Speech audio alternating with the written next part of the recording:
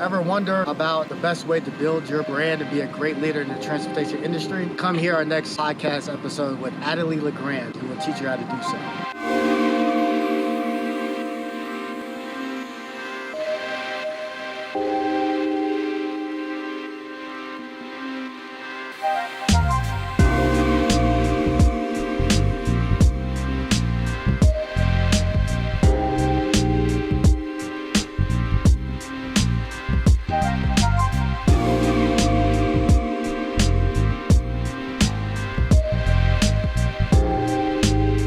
Welcome, everyone, to another episode of the COMTO Colorado Leaders in Transportation podcast, otherwise known as COMTO Colorado Lit Podcast.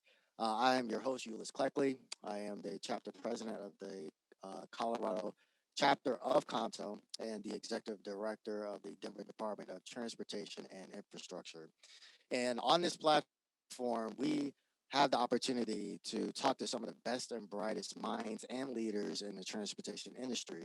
And I'm pleased to have today's guest on the COMTO Colorado Lit podcast, Adelee Le Grand. She is currently the vice president at Transdev, and she is responsible for executive strategic advice that she's providing to Metro Atlanta Rapid Transit Authority. So, no further ado, definitely appreciate the opportunity to talk to Miss Le Grand. So, Miss Le Grand, welcome to COMTO Colorado Lit Podcast. How are you doing? I'm doing great. Thanks, Eulois, for having me here. I'm excited to be a part of this podcast. You guys have had some phenomenal speakers, so I'm happy to be in their company. Awesome. I appreciate it. So let's just start the conversation like this. One would want to know a little bit more about your background and how did you rise to such esteemed heights to this point in your career. It's always great to hear folks' stories. So tell us a little bit about yourself. Sure. So as they would say, I started from the bottom, now I'm here, right? So I started off in New York. And I grew up in the city. I used transit for all of my life. I mean, I hate to say it, but, reflecting back now is kind of scary. I was in elementary school and I was taking the bus from the train depot to school and transferring buses to get back home. So I don't think people do that as much today. But, I've always had an affinity for public transportation, and I actually went to school for it. So I'm one of those unique people who actually has a degree in transportation studies. This was a space I always wanted to be in. And I transitioned from not just mobility as it relates to movement of goods to passenger transportation. So I started my career off in logistics, and I went to Morgan State University, Golden Bears, and I got a degree in industrial engineering and transportation studies. Started off, I would say with a mix. I worked for the Port Authority of New York and New Jersey right out of college. So I got a real great flavor for everything mobility, from, movement of goods through the ports, as well as people, the airports, as well as path. So I had a great foundation at PANI. And then I moved from there to the Georgia Department of Transportation. I moved down to Georgia after I left New York, and got exposed to, the public sector in Georgia, as well as then transitioning again to logistics, working at the Ford plant in Georgia. And then I landed, in the early 2000s in the transit space. And that's been like the greatest experience for me. So I started in transit in early 2000s, and that's the space I've been occupying ever since. So I'm pretty fortunate, and it's been a great journey. Yeah, that's amazing. So as I listen to you, I'm like, this almost sounds like my story a little bit. So, okay.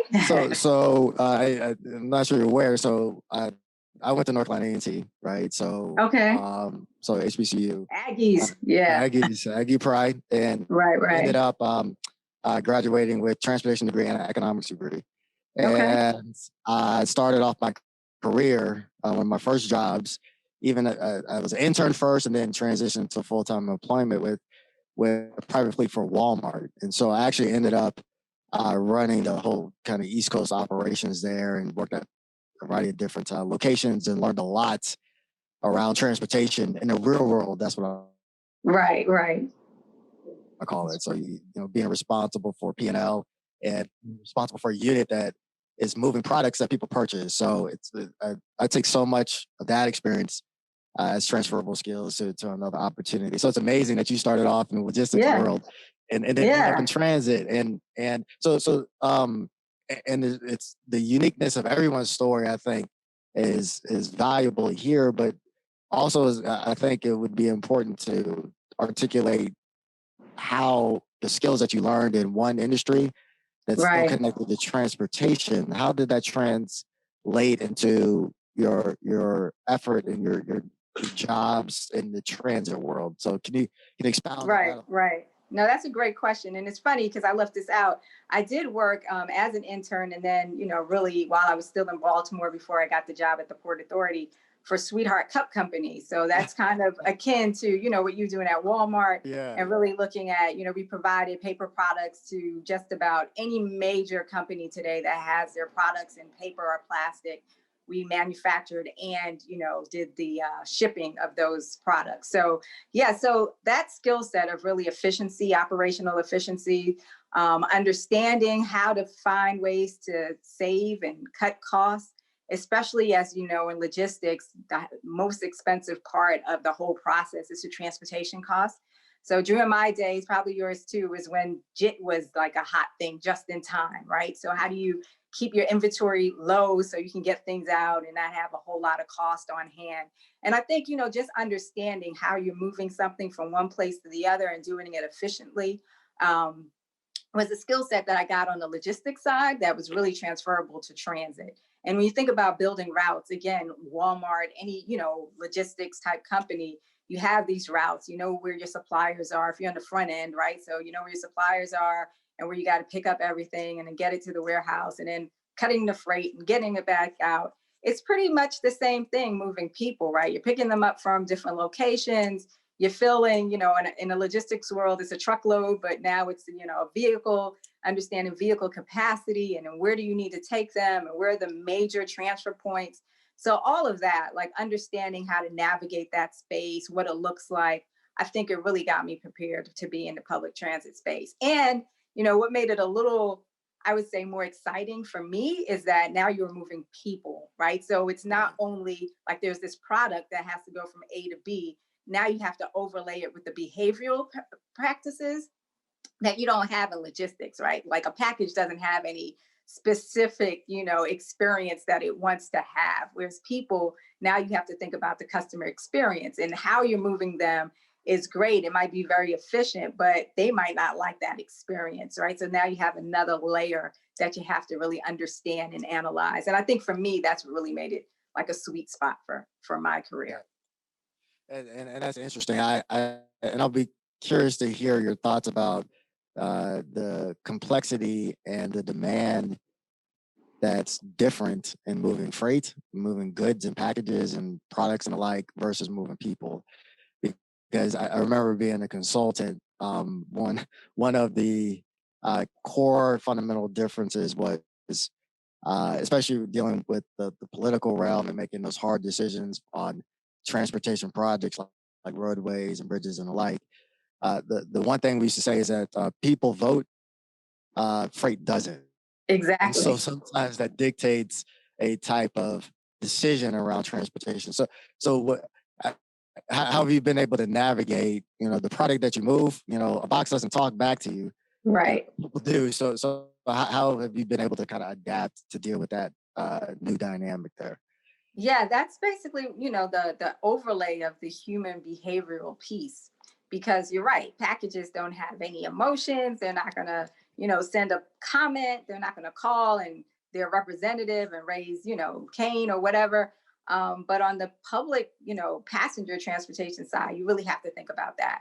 Of course, on the movement of goods side, it's a bit easier because more or less you're either dealing, either you're the client and you have another company that's moving your packages for you, or you're actually on the other side, right? So you're actually the firm or the company that's responsible for moving the goods. Either way, it's based on dollars and cents solely, right? Like how much is it going to cost us to move this from A to B? That's all we're going to charge you. On the public transit side, it's dollars, that's very important, but it's also understanding the regulations, understanding, equity, Title VI. There's a lot more that you have to be aware of. Where in, the movement of goods, you have to understand the hazardous material codes and you have to study all of that. If you're in trucking like I was, you have to understand, the requirements for the truck drivers and how long they can drive and, all of the, logs that they have to keep up with. But there's still some similarities, right? So bus operators have rules on how many hours they can drive without a break. And, so there are a lot of similarities between moving people and goods. But the major difference, I would say, is dealing with the people, dealing with the community directly. It's not like something that somebody told you that there's some bill that was written that's going to change something. That's pretty much as, the level of dealing with the public you get on the trucking side or logistics side.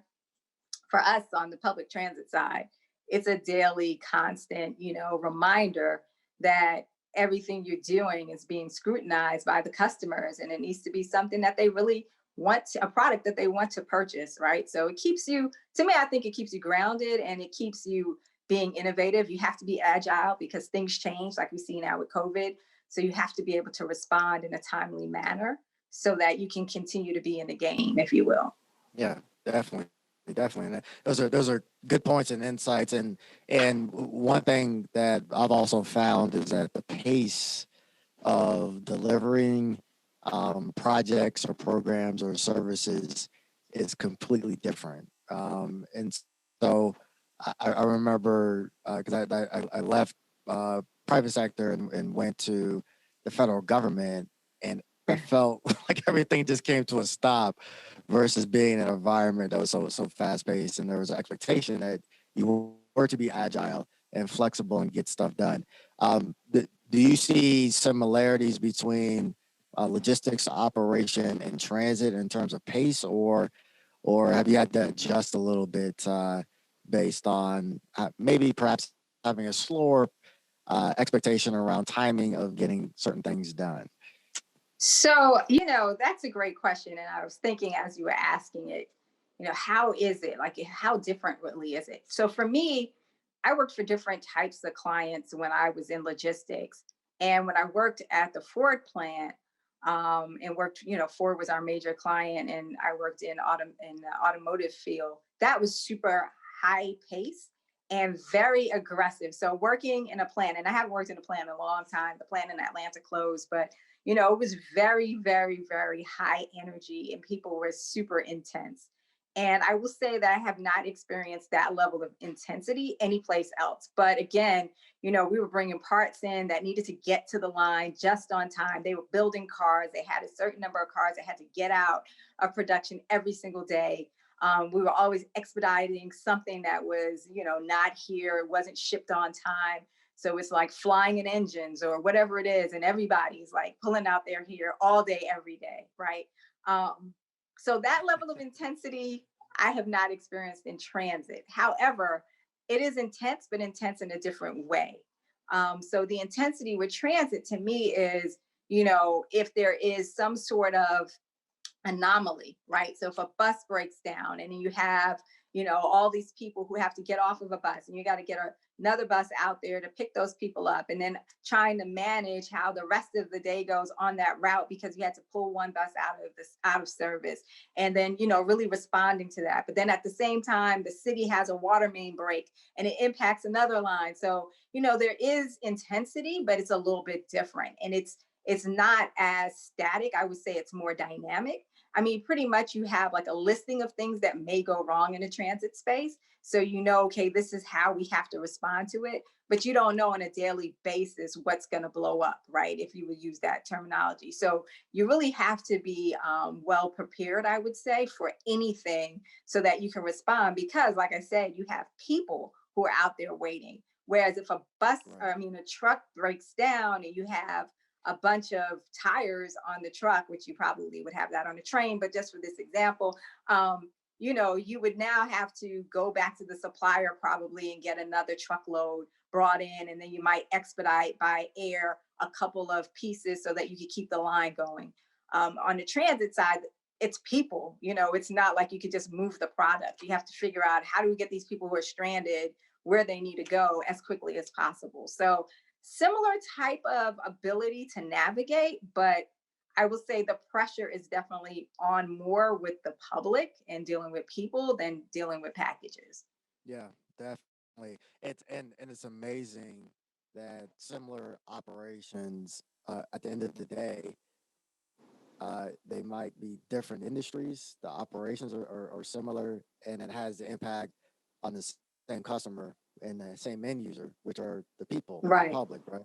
So, so people need their products that they purchase, whether it be vehicles or whether it be just things that they would purchase at the grocery store, and people need to Right. be able to get to their places of employment, which might be a plant, and which they may need to be able to get there in a vehicle or in a bus, and the like. So it's I remind people, especially I remind our folks here in our chapter for COMTO, that transportation is vast, and Right. we want to as we kind of move forward with a lot of our work, we want to make sure that we have those different perspectives because it's all interrelated and it's all about moving people, moving product, and at the end of the day, the end user is all the same. It's the people.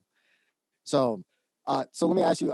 You were actually one of the three finalists for the RTT general manager and CEO role. So one, congratulations on even making it that far.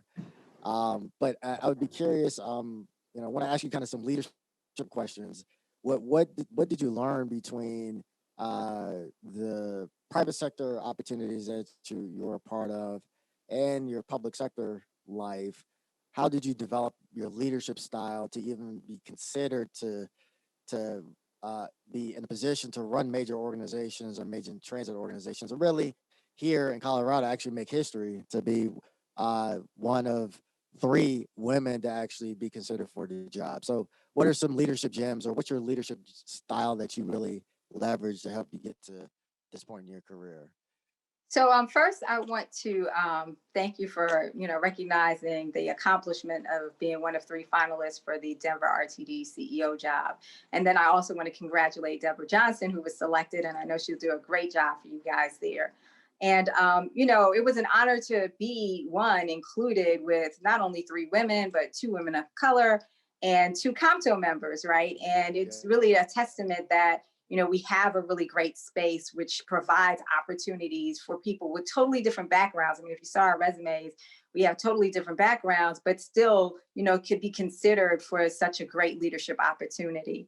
And what I would say for me is that, my background, as we discussed, is very different. It's unique in our space because I did start off in logistics and then I spent a lot of time on the private sector side.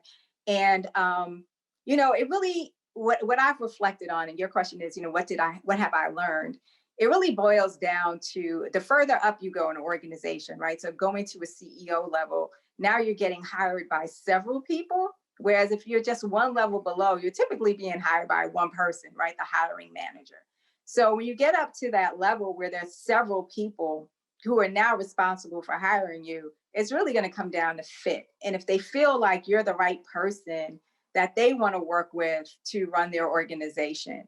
And what I learned is either you have the fit or you don't, right? You're already prepared because you've been considered and you've gotten that far. And to get, the golden ticket, if you will, it's really going to be based on if it's a good fit. Do they think that what you bring to the table is really what they need?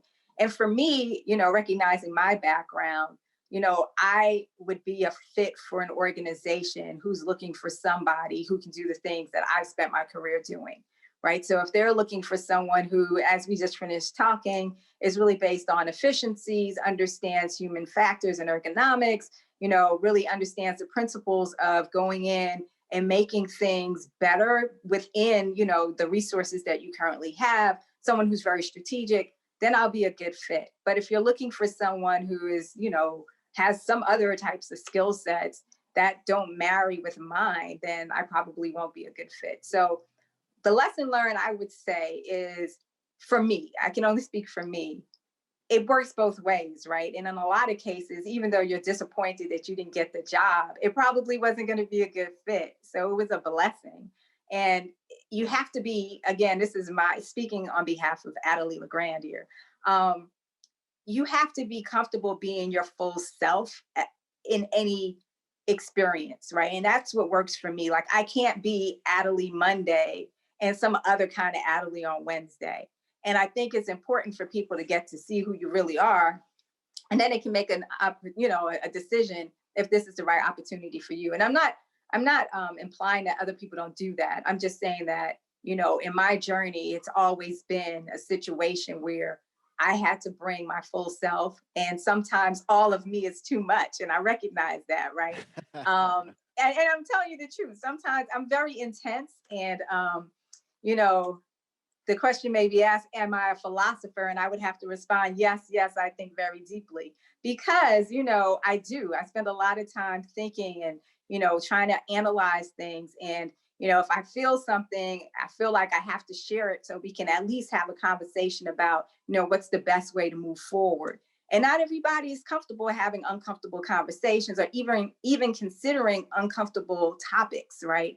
And for me, if I can't be in a space where I can bring my full self, it's not going to work anyway. It's not going to work for anybody. So I think as you go through this journey and as you continue to advance as a leader, just find spaces where you're comfortable being your full self, and it'll work out.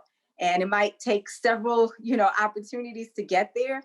But I believe when you get there, to be the right place for you, and you'll be successful.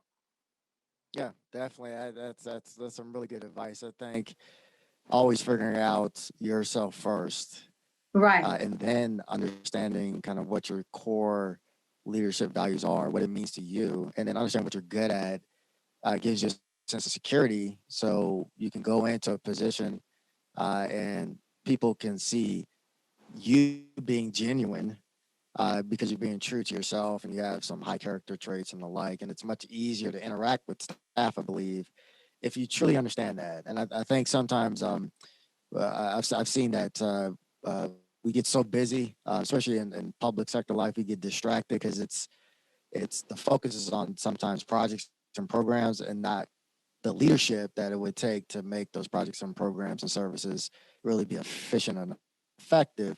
And it always starts with the person and the leader. And if the leader doesn't know who they are, it creates dysfunction and kind of chaos amongst the ranks. So I really appreciate that, and it's a message that, I know that I try to impart on the rest of the leadership that I deal with is know yourself first and be comfortable with that, and Right.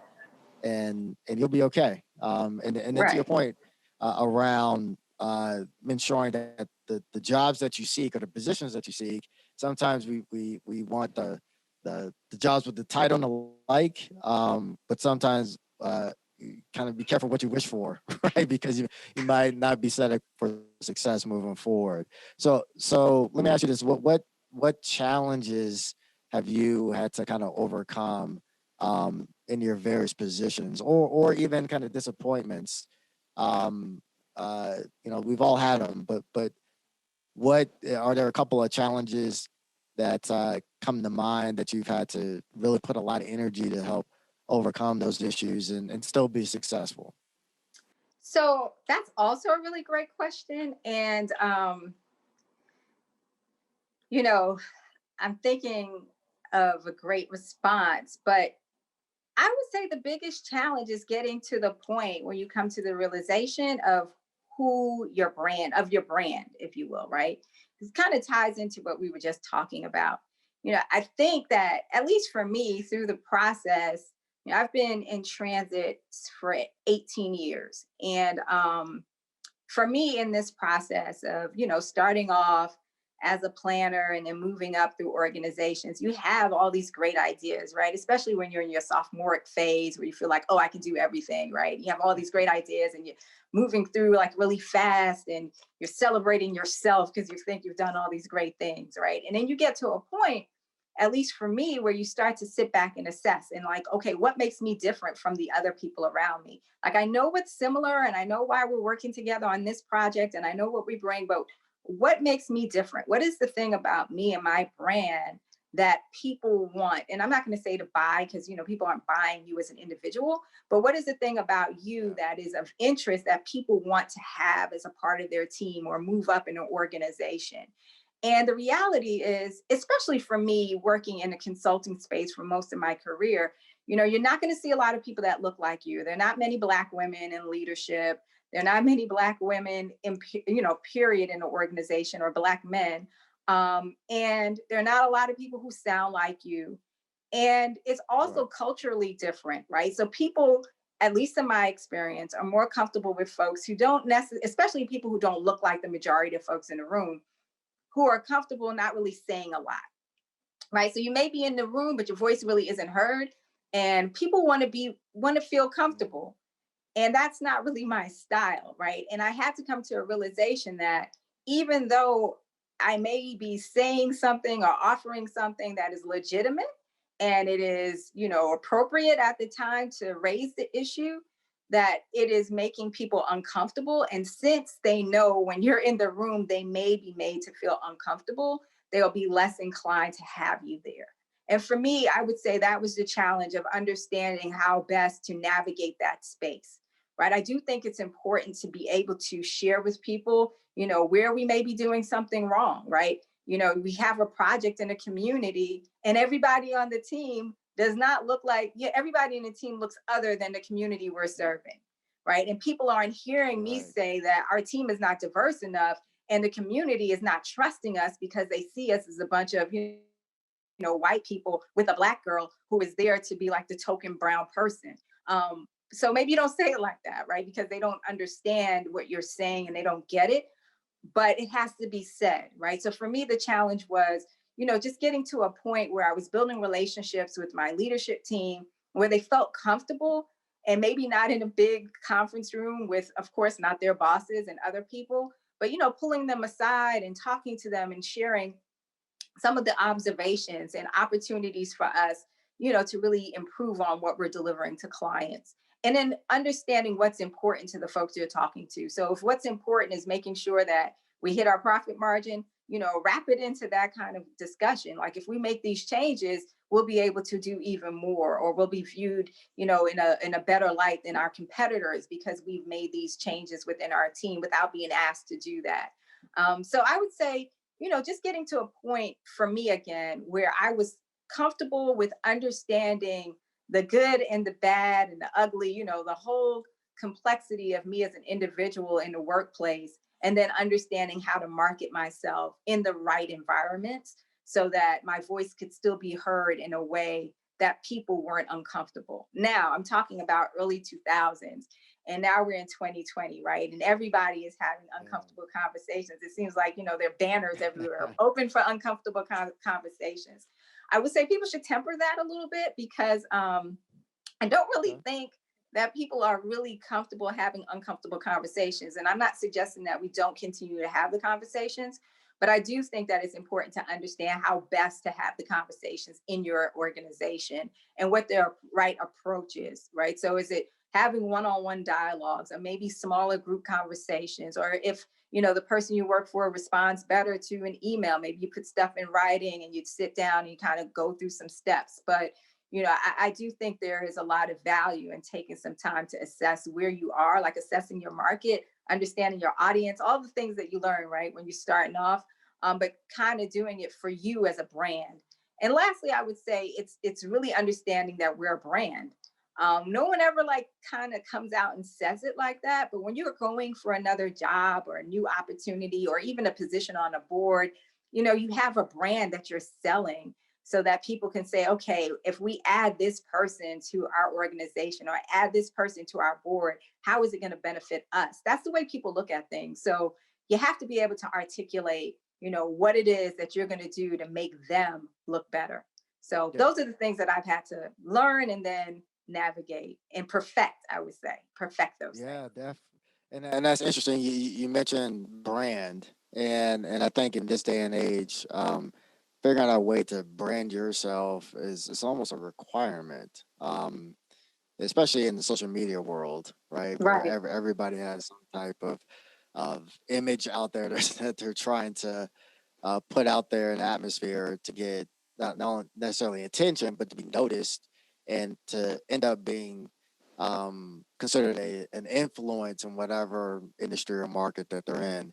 I'll be curious because it's something that I'm not the best at. I'll be honest with you. Building a brand. I have the mindset that said, well, I try to work hard and do all this great stuff, and that's enough. But it really isn't, especially Right. if you're kind of trying to get to the next level of leadership opportunities. Is there a specific or particular thing that you can mention that those of us who aren't that astute in building a brand that we should be working on right now and considering so we can kind of have a solid and attractive brand to not only our peers but folks out there in the industry and just the general public as a whole. Any idea or any thought around what somebody could or do or should be working on in building their brand? So I don't really have like a how to, but I can share what I've done. So, and again, like I said, it was a process. I had to get to a point where I started to understand, okay, this is what makes me unique, right? And for me, authenticity is very important. So I would not suggest that anyone sit down and like, okay, I want to have a brand and I want it to be this. I'm the mobility maven and this is why, and I'm going to get like a little cape and everybody's going to see me and I'm always going to wear, whatever. For me, I just reflected back on like what is consistent about me. So I'm someone who's very passionate about what I do. I'm very committed to the community. I really feel like they need to have a voice in everything that we're doing. And the work that we do needs to reflect what the community is asking for and not the other way around. And as I looked at my career, even if I was in logistics and we were working with our suppliers, and I would be talking to them and making sure that we understood some of the challenges that they had, so we wouldn't be putting any undue pressure and all of that type of stuff. To the passenger side, that has been consistent across my entire career, really being considerate and empathetic as far as it relates to who the customer is and making them feel like they are in the best company and in the best hands of the person that they're engaging with. And for me, that was just a consistent thread. So I realized, as I reflected, okay, this is what I'm bringing. I'm bringing this ability to really connect what we're doing to our customers and ensuring that the customers are very happy with what we're doing so that they can continue to come back. And that ended up being, the brand that I offer. So I'm not going to say like I have a brand package and a marketing campaign or anything like that, but I know just because of how I am like designed, any situation I'm in, I'm always going to look at it through a lens of, okay, who are the customers? What are we doing to meet their needs? And are we being responsive? And can we give them what they want as efficiently and cost effectively as possible? And that's pretty much it. Like if I summed it up, that's what it is, regardless of the space. That's what I'm focused on doing. So I would say, just going through my process is understanding who you are. And I know it sounds super simple, but it's hard to do sometimes because there's so Yeah. much going on. There's so many distractions. You work for so many different people throughout your career. They have all sorts of different, priorities. So you're trying to like retool and say, okay, this leader wants us to focus on XYZ. So I have to be an expert in this. And now this person is more interested in this. So I have to move in this direction. But through that whole process, there has to be something about you that was consistent. And I would say, take some time to figure out what is that common thread across all sorts of different organizations and leaders. What was the thing about you that was always consistent and authentically you? And then I would say, Yeah, you that's probably should focus on that. absolutely. And I think what helps being a strong leader is the term that you use, which is consistency. You can't, and I think you mentioned this earlier on, right? Every day when somebody interacts with you as a leader, they should know what to expect, Right. and it shouldn't, be hot one day and cold the next. And if you do that over a prolonged period of time, you actually do end up creating a brand even though you may not know it. So Right. I think consistency is a great term, and it's something that I've seen leaders that may be inconsistent, and again, it has such a bad effect on the staff that that leader oversees. And so, Right. I was told very early on in my career that if you're going to be a jerk, you be a jerk All the 100% of the time. time. Yes. Right?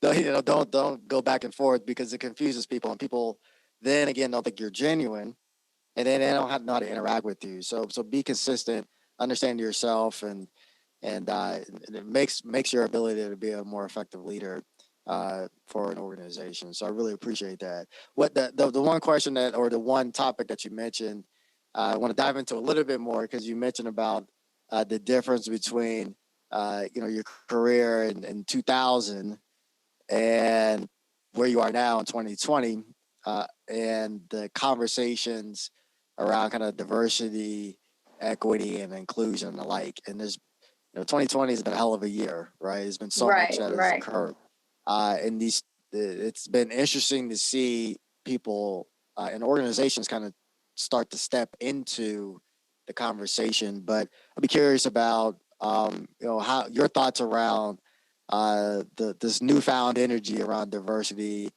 inclusion, and equity. And what does it really mean to you in each for each one of those terms? But ultimately, what the leaders need to really focus on to promote really good, sound diversity and equity practices, either individually or at the organization that they're working in. So that's a very, I would say, heavy topic to delve into, right? So we probably could spend a whole podcast just on answering that question. For me, it's obvious I'm a Black woman. So I walk in the room and I look different than most rooms that I walk into. But what I can say is you can't really judge a book by its cover. So even with me, right? You look at me and you're like, okay, I know what she is. But you really don't. And I think that's what for me is important. It's the nuance, right? It's really getting to know people and not just looking at them and making an assumption. My background, my mother's from Central America, my father is from the Latin Caribbean. So, culturally I'm Latino, right? But people don't see that. They don't know that. And what happens, and this has Right. happened to me, I've had, especially, over the last, I would say, 4 to 5 years, I had colleagues who, would speak to me and talk about, we need to build a wall or whatever their perspective was. And they just assumed because of the way I looked, I might see things in a different way. Right. And that's the point. I'm not going to say that, they're wrong for having discussions with me. I think people should feel comfortable having conversations and we should have civil discourse. But, I think it's the whole assumption piece. And I also know people who look like white men and they're not, they're Latino men and they've shared the same Right. situation with me. I've been in a room and the things I've heard, you would never believe. And that's the point. I think it's, you can believe whatever you want to believe. Like, I'm not here to tell you what you should or should not believe. But what I can say is that, if you walk into a space and you make assumptions about people, the odds of you stepping into something that is going to be difficult for you to get out of are greater. But if you walk into a room and you recognize, okay, we're all working on this specific issue together, or we're working on advancing this program together, or moving this project forward together. And what is it that makes us all successful? And let's start talking about how we can move that forward. And to me, if you start to look at every engagement through that lens of success and how you're defining success, then when you start to specifically, and again, this is not going to be a comfortable conversation, but when you specifically start saying, well, you know what, our whole team doesn't look like anybody that we're serving. And why is Right. that? And are we really recruiting the right people? And why are we, it seems like we're valuing one group of people over another group of people. And why are we doing that? And why is it that the people who do look like the people in the community on our team have really, smaller, minor roles? And how come our executive, our leadership team is not reflective of that type of diversity? So I think, once you start to get to a place where you again are defining what success looks like and you understand the elements of success, then you can start to have these conversations around, why aren't we where we want to be? And how does diversity and inclusion play a role in getting us there? So that would be one thing. And again, like I said, this is super heavy and it will take an entire podcast to discuss. But, Yeah. I believe, and at least in my experience, there are a lot of great people who really want to make some big things happen. And sometimes, they get so excited about a process or a committee. We have this great diversity committee and we have these great speakers, and, they feel really great and excited about what they've accomplished. But then when they look back to assess, like, really, how has that changed the organization? It really hasn't, right? And I think sometimes people Right. don't take it to the next step. Like, yes, it's great to have this committee. It's great to have forums. It's great to have safe spaces for difficult conversations. But how does that change the organization and the direction that you've heard from your employee surveys and other tools that people would like it to go in? Are we really included in the entire organization, or are we just included in these conversations? And what does inclusion mean, right? So is Right. it like, you have a list of difference and you're like, they're all included? Or is it that what you're moving forward, your solutions represent input from a larger, group of input people, of a larger group of people providing input, right? So I think that, there's a lot of work that needs to be done, not only within our organizations, but of course, nationally.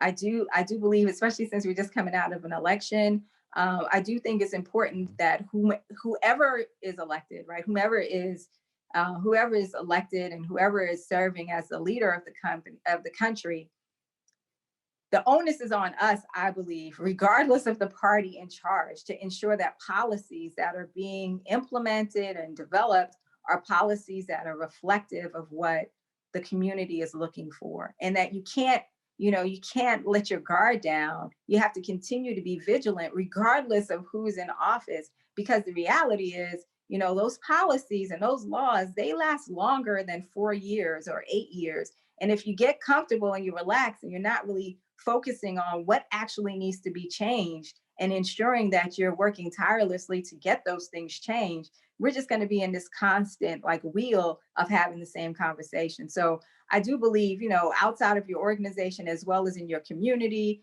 and then nationwide, you have to really work toward a specific end goal and know what the policies are that need to be addressed. Right. Yeah, and that's a great point. And couple things that want to dive into just a little bit. Well, one is I do think that the discussion around equity and inclusion sometimes can be a nebulous one, where Right, to your point, you don't know what the outcome is. The outcome really is not just conversation, right? It's right, the way in which an organization has set up policies and practices and procedures to make sure that there's fairness throughout how you treat staff. And right. so it's interesting that it's good that the conversation is happening, but I think we're all trying to figure out, well, again, what does success look like out there for many of our organizations that we may end up having a responsibility of running with a abundancy of different types of employees in our workforce, and how are we really promoting diversity and fairness to make sure there's equal opportunity for all. It's no tokenism stuff here.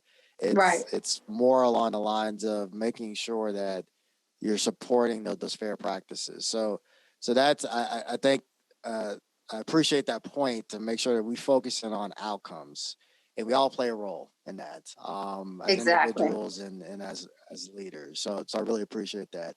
I'm curious about your uh, current role, and kind of being on the consultant side a little bit. In COMTO, of course, we have individual members, of course, in the industry, but a lot of small businesses, minority, woman-owned businesses, and alike. Any advice that you would have for those small business owners to be prepared for the future of the opportunities that are out there within the industry, and doing it in a manner where, to your point, it doesn't matter who's in office politically, local, state, or at the federal level. It's about making sure that you're prepared to be successful throughout. But any nuggets or any thoughts from your experience in the consultant world around how small minority and woman-owned businesses can kind of survive and thrive during this time?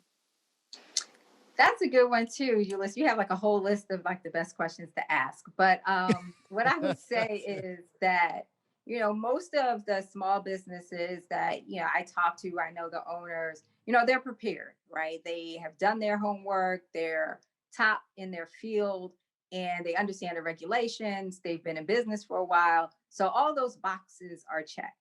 I would say that, especially being on the private sector side, what's important is having relationships, and it goes back to the brand, right? Like, what is it specifically that you can bring to the table to help the larger team, especially if you're going to be a sub and you're not the prime on the team, to help to bring value to the prime. And I think sometimes, that gets missed in translation, right? And sometimes it's the prime who is just looking at, well, I need to have this percentage of DBE participation, and there are these number of firms, and I hit that number, and then I'm going to get the contract. And you don't want to be in that position, because then once they get the contract, are you really going to get the commitment to that percentage that they put in the proposal? And then you need to be really clear, I would say, as far as, this is what I bring to the team, and this is what I'm going to do. Take the time to really look at the contract, make sure the contract language in there is contract language that will be beneficial to you. And then also making sure that it specifies, exactly what it is that you are going to bring to the table and how much they need to give you of the overall contract. And I would say, those are some of the things that you have to work on to make sure that you're protected. A lot of these conversations, these handshake agreements, it's great and you feel like you can trust people, but if it's not in writing and you don't have something that you can stand on, you can litigate, and hopefully you don't have to go that far, but you need to protect yourself, because you have to realize this is business. Everything that we're doing outside of being in your house talking to the people who love you and you love is business. So make sure you're protected, exactly. Right? And then, lastly, and probably most importantly, and it goes back to the very first question you asked me, it's about making sure it's a good fit. People want to work with people that they want to be around, that they feel comfortable with.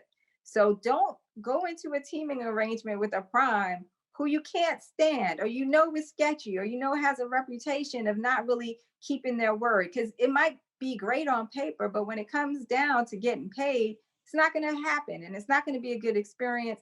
And if you already can tell from your first engagement that this person is not going to be a good fit for you, move on to the next team or just sit this one out, because sometimes walking away is better than being engaged in a horrible situation.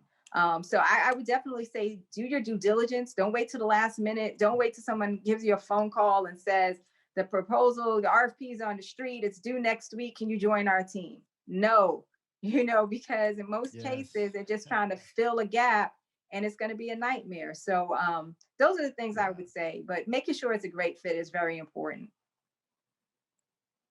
Yeah, that's some fantastic insight, and I think even though it's difficult for a lot of small businesses because you're doing everything, right? Sometimes when you see something, you want to jump on it, but taking a step back and just saying, okay, to your point, is it the right fit? I think there's this entire conversation you've laid out that is extremely important to, one, know yourself, your business owner, know your business, be prepared, but analyze it from that standpoint to make sure that you have a successful partnership with a prime or another business going after an opportunity that's the right fit, and you're just not chasing after something just because it's there. So that's some great insight. So listen, we've been talking about leadership stuff and business stuff. Let's ask a fun question. Like, what do you like to do? Let's tell us something that's if you didn't have to work at all, what would you be doing right now? So I like to travel, and I definitely would be on the road somewhere.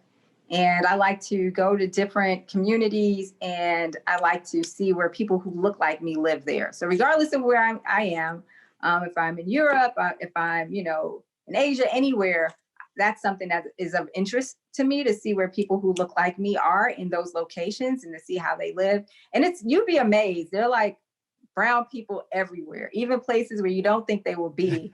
And you get to see, where they are in those communities and different environments, and, what they brought with them that's similar to something that you've experienced versus learning new things. So I really enjoy doing that. And just, since I do have to work, I do like walking. People who know me, they know I walk a lot. So I do like walking. I like exploring a city by foot and seeing what's there and finding the little nooks and crannies that most people miss. So that's fun to me too. And I guess the other thing I do like a lot is to read. So I do like reading all sorts of books, but I do have a proclivity toward graphic novels, and I'm a Marvel girl. So I like the Marvel comics, Oh, okay. graphic novels more than DC. I'm not a DC comic fan. So those are some of the things about me. Okay. Yeah. Okay. Yeah. I would have never guessed that. Yeah, I think Good it's because stuff.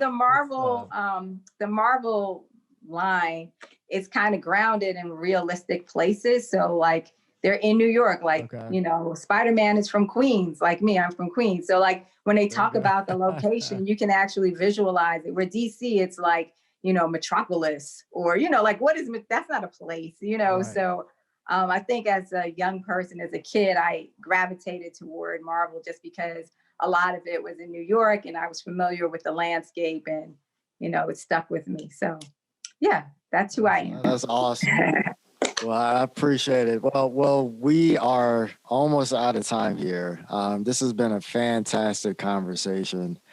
I've learned more about you just in the last couple of minutes there. That you're a Marvel girl. That's pretty awesome. And and just like the Amazing Spider-Man, this conversation has been amazing as well. So I really appreciate you taking time out and speaking with us here at COMTO Colorado, and a lot of tidbits and a lot of knowledge that you dropped that I think is going to help a lot of people and help our membership as well. So very, very excited to have you as our guest for this particular episode, and definitely once this wraps, go ahead and send this out to your network as well, and we're going to push it out through our specific network here at COMTO Colorado. So ladies and gentlemen, we had the pleasure for speaking with Miss Adelee Le Grand. She's fantastic. Check her out and be on the lookout for her next steps moving forward. And so thank you very much, Adelee. With that being said, what I'd like to close up with is to remind folks that here at COMTO Colorado, we are here to ensure that we help you organize, build, learn, and earn your way to a great transportation career. That being said, we're signing off. Good day. Bye-bye.